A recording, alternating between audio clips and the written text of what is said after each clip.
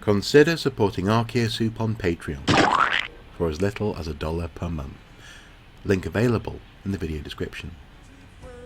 Where you get those papers? All those weavers, how they hypnotize.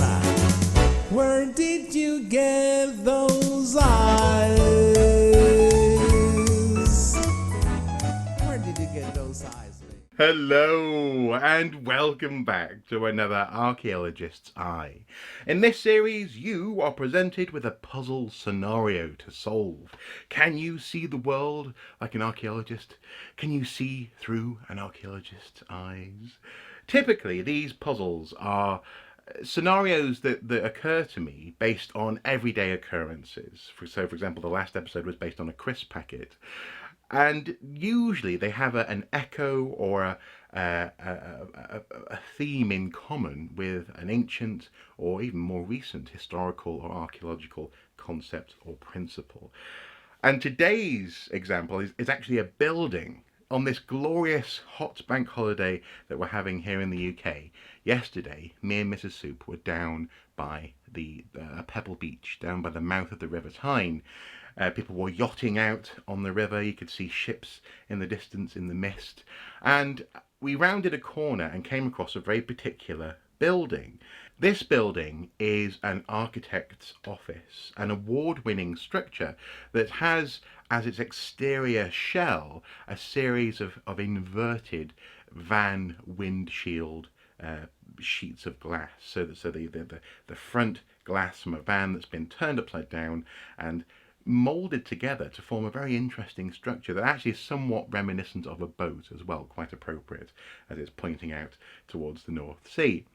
And I shared this actually on the Facebook page yesterday, and people reacted to it quite strongly. People either really liked it or they were affronted by it. In fact, one person said that architects really need to be restrained in some cases. And it occurred to me that actually we tend to judge these more avant-garde or more creative expressions of architecture by the very norms and standards and language, I suppose, that architects have created. Windows, doors, the shapes of roofs, for example, in the UK often are very pointy. The materials that are used in buildings are basically the result of architects and builders and society itself accepting what these designers have created. So it was interesting to see the reaction to the building, and in fact I posted it on the page because initially I was like, what will future archaeologists make of this? Some sort of van graveyard?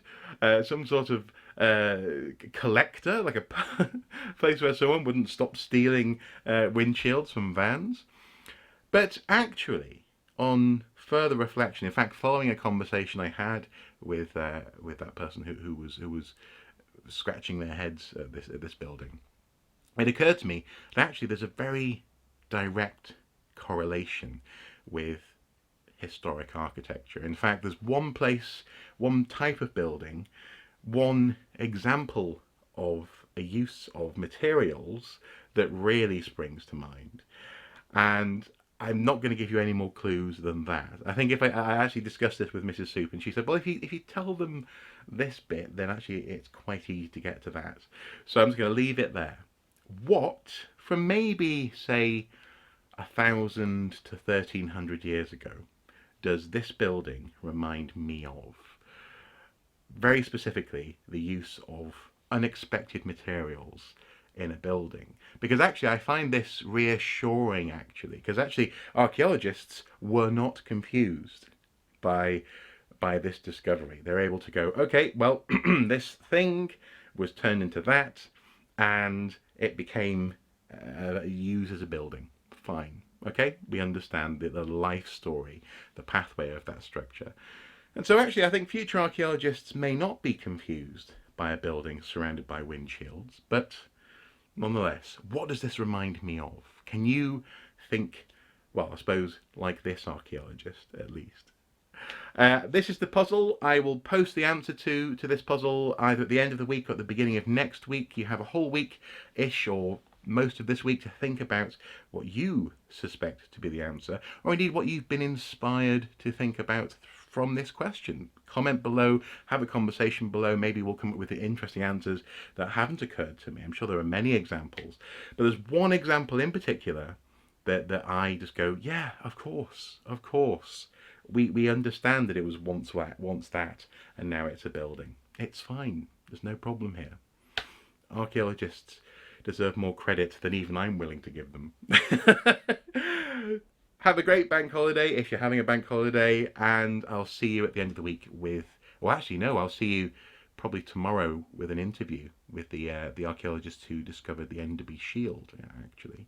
But nonetheless, the answer to this puzzle will be coming at the end of this week or early next week. As ever, guys, until next time, do take care. Bye-bye.